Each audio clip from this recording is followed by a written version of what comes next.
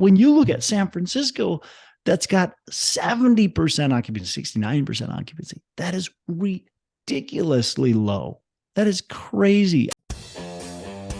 Hello and welcome to Pillars of Wealth Creation, where we talk about creating financial success with a special focus on business and real estate. I'm your host, Todd Dexheimer. Now, let's get to it. Hello, welcome back to Pillars of Wealth Creation. I'm your host, Todd Dexheimer. With me, as always, on these wild, wacky Wednesdays, we got Matt Jones. Matt, how are you doing today? I'm doing well. I'm in the middle of moving, but other than that, I'm doing great. How about you? Yeah, I'm doing good. Just got to remind people, by the way, I had somebody, and I said this on the podcast a while ago, but I had somebody's like, hey, when you interviewed that Matt Jones guy and you just like didn't ask him any questions, you just like kind of took over hey, we do this every Wednesday, just so you know, every single Wednesday this comes out. And Matt and I just kind of talk about really just whatever's on our mind. Sometimes we didn't even like think about it before and we just start talking. Sometimes we have some pre-thought, but it doesn't matter. We just talk about whatever's going on that we want to talk about. So with that said, Matt, what are we going to talk about today? Well, we're continuing our asset class series, and today we're going to talk about office space. Not the movie, but the type of investment. The office space. Yeah, that talk about a movie, but that kind of is what's going on right now in the office space, right? Mm-hmm. It's like nobody wants to be there. What is that, the one that they're like they got a case of the Mondays? Is that yeah. Yeah, that's the one. You got it. Well, the office sector has a case of the Mondays right now. Nobody wants to be there, and it's reeling. So the office is an interesting one right now. It's actually like I saw this post a couple days ago. I think it was either Monday or maybe it was Friday last week. I can't remember. And it was a guy who I respect, and maybe he's making a really wise decision. I don't know. I haven't studied any of what he's doing. Well, to an extent, right? But this guy is building a class office in Phoenix, Arizona. And Phoenix, Arizona made the list of one of the worst office markets in the entire country. Uh-oh. And he's building brand new state of the art. Now his point is it sounds good, at least. Like he's like, hey, you know what? The office is reeling. And he didn't say that it wasn't. He said, look, office is doing terrible, but we are building this in premium location. It's going to be state of the art. We are putting extra things in. I can't remember everything he said, but they got like a fitness gym, and they got, whatever, all the cool stuff that he thinks are going to attract people to this office building. At the same token, what that made me think is one of my investors and friends said the only investment he will not, or only thing that he will never invest in again, and it was a big mistake, is A-class office.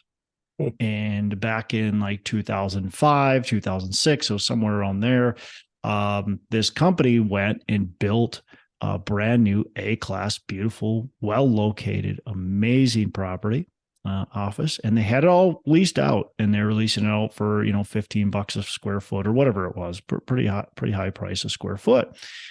And the recession hit, and all of a sudden everybody started going other places. They were finding rent for cheaper, and it was just a big snowball effect, and they ended up losing everything. And so that's always stuck with me. Lesson learned from him. Again, I don't want to slam an office too bad because people make money in it. REITs own an office. A lot of people make good money in office, but it's definitely an industry I'm happy we're not heavy in right now, Matt, because what's going on in the office space? Let's just enlighten people a little bit if they don't know. I think if you're sleeping under a rock, you might not know what's going on in the office space. Yeah, and you almost bought office space right when the pandemic was starting. Don't tell anybody that. Well, you didn't. You pulled back on it, so dodged a bullet there. Yeah. So, and I actually own a building that's an office industrial building, and that's a little different because it's got that industrial aspect to it. So I think your office is a wide sector, right? And there's a lot of different things going on in office. But what you're talking about pre-pandemic, it was actually like we're literally like getting everything going, and we launched the raise, and I swear it was like a day after we launched this raise, the pandemic hit. And, or maybe it was a day, yeah, whatever. It was right. Timing was like, actually, quite frankly, perfect because it allowed us to go, we're out. Like, this doesn't work. And had we done that raise 3 months earlier, got the raise done, closed on that asset, we could have been in for a world of hurt. Now, I don't know because I didn't know the owner really that well. So I don't know what happened if he collected everything and it turned out great. Maybe it worked out really well for him. Maybe it's fully occupied right now and all that. But it was a fantastic location. It was a great property, and we were getting it for a really good deal. So everything was really attractive about it. But the pandemic hit and just went, there's no way. We're not doing this. Like, we can't do this. The office, nobody can go into the office right now. How long is this going to last? And at first, when the pandemic hit, I was like, what a joke. Like, this isn't going to last for more than a week, but then as it went on and we're going, okay, the government shutting everything down. This seems like kind of serious. Like, they're not joking about this stuff. And it's probably not going to be something that's going to be done in a week or two or three, or even a month or two or three. We said, look, forget it. And we actually tried to negotiate with the seller an extended closing. And so we said, hey, give us until this pandemic thing kind of works itself out. We'll close. I think, that was March, right? And so we're like, hey, we'll close in July. You have to extend the closing. And he's like, no, buyer, go away. And we said, we're going to go away. Well, good thing you did. Yeah. Happy we did. Yes. It worked out. Divine intervention, right? So it worked out. So, but this other building is, like I said, is an office and industrial. So it's the mullet of real estate. It's got office in the front and industrial in the back. And so what is good about that is you've got multiple uses in a company that needs kind of that industrial or R&D kind of space, has a lot of space they can utilize for it. If they need the shipping, if they need deliveries, that kind of stuff, they've got it. But then it's got the office kind of front too. So now, like this company, they don't need an office space and an industrial space that's separate. They've got it's one, it's right there, and they've got everything taken care of. And the company that's in there right now, it's a great use. Hopefully they stay there forever, right? And sign a new lease extension, and we're all set there. But the great thing about that company is they utilize the space extremely well. And so they've got their office, like I said, but they've also got a ton of research. It's a medical company, medical device company. So they're doing a ton of research and all that kind of stuff and testing. And, so they utilize that entire space and what it's meant for. They do a really good job with it. So hopefully that's a place to stay. But here's the biggest pitfall, even with that. Okay. So we're doing really well, Matt, with the property. Okay. We've got a great tenant in there, but it's a single tenant. It's about 100,000 square feet, and it's a single tenant. So what happens when they leave? If they leave, 100% vacancy rate. 100% vacancy rate. And so now we got to sit here and go, okay, we got to find the next person that's going to utilize this space, or we got to find multiple people. And here's what I think a lot of people forget about office, retail, industrial, is we have industrial probably to a lesser extent, but still there we have build out costs. Okay. So this company has a specific use. The next company, even if it's very similar, is going to have different needs. Okay. And so they're going to want things built out differently. And so they're going to ask for credits to do that. And so they're going to say, hey, we want you to give us $30 a square foot for tenant improvements or whatever it might be. And you kind of got to say yes, because that's just where the market's at. And so you do that either with a credit, or you'd give them free rent, or maybe it's a multiple, of both of those. But that hurts big time. So if you're doing turnovers quickly, it can get really expensive. And that's where office gets crushed, is from what I understand. And I haven't owned anything other than this one building that I'm talking about. And so we've got a 7-year lease signed with this group. So that's great, because at least it's 7 years, and we can do some damage to our loan, and we can make some payments, make some distributions and so on. And we can build up a nice reserve account for when that happens. But a lot of it, office, Matt, is like leases that are 1 to 3 years. And so if every year to 3 years, you're paying tenant improvement costs, and you're paying, by the way, the other thing that you pay is leasing commissions, and that can get really expensive. That eats your costs up. And a lot of people don't really build that in their pro formas, and what it's actually going to be true costs to them. So as I've looked at other office buildings, that's kind of what I've noticed. Yeah, I mean, and now is certainly a tricky time overall with office space. You're right, there are some niches within office that are still doing all right. But overall, office as a whole, especially in some markets like you said, Phoenix, and you posted on Facebook the other day, like San Francisco has 31% vacancy rate in their office space. So I think do you have that list up, Matt? Yes, I do. Why don't you read through kind of the top, maybe 8 to 10 of them? Yeah, San Fran, I said number one is 31%, and then LA is 26%, Chicago 24% vacancy.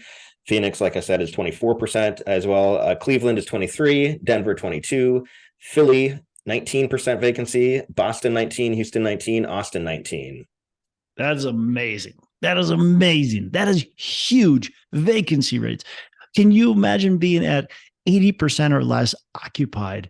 Most people don't underwrite that. I guarantee you that there's less than 1% of owners that underwrote to a 20% vacancy rate. Like, it just doesn't happen, right? They're underwriting to 90% occupancy, 95% occupancy, but they're not counting on a sustained period of time of 80% occupancy. So, when you look at San Francisco, that's got 70% occupancy, 69% occupancy. That is ridiculously low. That is crazy. I don't know how these groups are going to be able to make it for very long. And you're hearing stories about people in San Francisco that are just giving the keys back. A big hotel operator gave the keys back. That's a different sector, right? But a big hotel operator, big mall operator gave keys back to the bank. Several office have given keys back. Minneapolis, in downtown Minneapolis, there's several buildings that are vacant or near vacant that were fully occupied pre-pandemic. And right now, the city is trying to work out a plan to redevelop those into apartments. It's like, you can't just have a vacant CBD. It just doesn't work. The central business district needs to be active. And if you've got nobody going to the office, then man, it just crushes that downtown area. And so it's really interesting to see how this is going to play out in the future. I think what this does, though, it crushes the office industry. Obviously, the operators that have office, there's going to be plenty of people that are, well, they already are getting crushed, but to continue to get crushed, right? They're plowing through their reserves. They've done their capital calls. They just are on their last standing leg, and their loans are coming due, or we're going to get called due. I think we're going to see a lot of pain in the office space. Again, we've already been seeing it, but I think over the next 12 months, it's really going to unfold. and it's going to be a sad story. But at the same time, it does provide opportunities for those who want to get into the space to potentially get deals at a sharp discount, because there will be people, or there are people that think office will never make a comeback. And there's banks that go, office is screwed. Like, we just got to offload this. And so if you can buy it at a deep discount and say, look, this thing cash flows really nicely at 75% occupancy. Look at this deal. Like, look at these TIs, look at the leasing costs, like, look at the rents. The rents are down, but that's okay, because we're buying it at such a great price that at 75% occupancy with lower rents, with higher expenses, we're actually still making pretty good money. We're making an 8% return, 10% return. And if there's any potential that office bounces back, now we've got a real home run, right? And so I think that's where the opportunity lies, is don't be scared of office, be aware of office, and be willing to go into office if the opportunity presents itself. Because catching a falling knife is, in my opinion, a great thing. You just got to wear gloves. There you go. Yeah, I think it can be a great time to buy office, and like you say, either hold on to it, ride it through to hopefully. I think office will come back to a point. I'm not expecting pre-pandemic levels of occupancy rates by any means. You have to understand the limitations still of it, right? That's why catching a falling knife is good with gloves on, right? Is you have to understand, like you said, Matt, it's not going to come back fully, and maybe it will. Again, never is a big word, right? But I agree with you, Matt. I don't expect it to fully come back to pre-pandemic levels. But again, if you can buy it with the right underwriting strategy and it makes sense, and boy, that could be very profitable. And you had a good point earlier of, doing conversions to multifamily or other types of real estate assets that are currently needed in the particular markets. So that's another opportunity to make some money off of buying office at a discount. Yeah. So I've heard all kinds of different, creative reuses of office space. And so you can create, it doesn't necessarily have to be fully office. And depending on the layout of the building, you could have retail mixed with office, mixed with potentially storage, mixed with potentially multifamily. You could have a building that has multiple different uses to it, and be very profitable, depending on obviously what the city wants, and depending on the layout of the building and how easy it is to convert. But there's definitely opportunities for people that are out there that are willing to be creative. I'm not so sure that those opportunities are very strong right now still. I definitely wouldn't, if I was interested in that space, I would definitely be looking, but I think those are probably coming, and especially in some of these cities that you mentioned, Matt, those top 10 cities that you mentioned, holy cow, like those are big vacancy rates. Yeah. I couldn't imagine. So if you're sitting there in San Francisco now, San Francisco's a freaking mess. So I don't know if I would touch San Francisco, but man, that's some big vacancy rates. But even like you look at a city like what you mentioned, like Phoenix, right, was up there. You mentioned Austin, Texas was up there. Several other cities that maybe are going to have some stress over the next couple of years, but those are cities that are strong cities. And yeah, they got pain right now, but they're going to bounce back. They'll be okay. And so if you can get in for the right price in those markets, then that probably makes a lot of sense.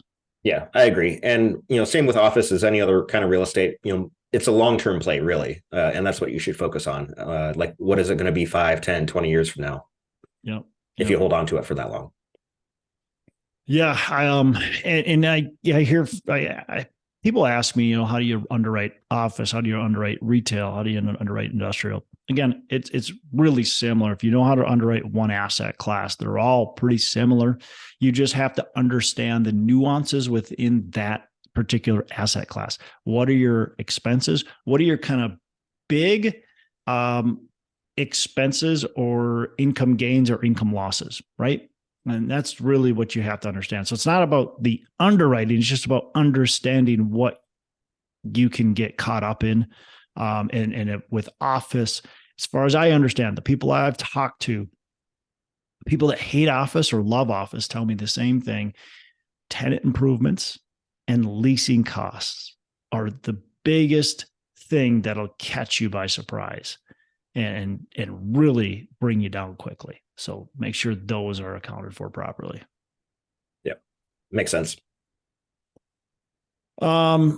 Oh, and don't assume. I had another guy who owned an office building. Hates office. He hates office, but he owns an office owned an office building. And he said that he was, he was told the leasing costs and told how expensive they were, but just assumed that he'd be able to lease. And so, because he had his real estate license, and so he was like, I'm just gonna be the person leasing. Well, what happens is certainly he might be representing the owner, but then the person, who's leasing has somebody representing them. So you're still paying a commission. And he's like, well, I'll negotiate the renewals. Well, guess what? He might negotiate the renewals with the person that's leasing, but then all of a sudden that person's broker sniffs it and says, hey, you know what? You're about to sign this at $12 a square foot. You should be getting it for $10 a square foot, or I can get you into this beautiful office for, $11 a square foot. And so now all of a sudden the broker steps in and you still got to pay the commission. So be putting that into your underwriting, you're paying commissions. It's just how it is. Yep. So good advice. Cool. Anything else on office? No, I just say be really cautious about it right now. But granted, when everybody is staying away from a particular asset, that sometimes that's also a good time to focus on it. But just be really thoughtful of what the short term is going to do to your cash flow. Yeah. And it's like anything in real estate. Look, great location and nicer, newer product, or something you can make nicer and newer,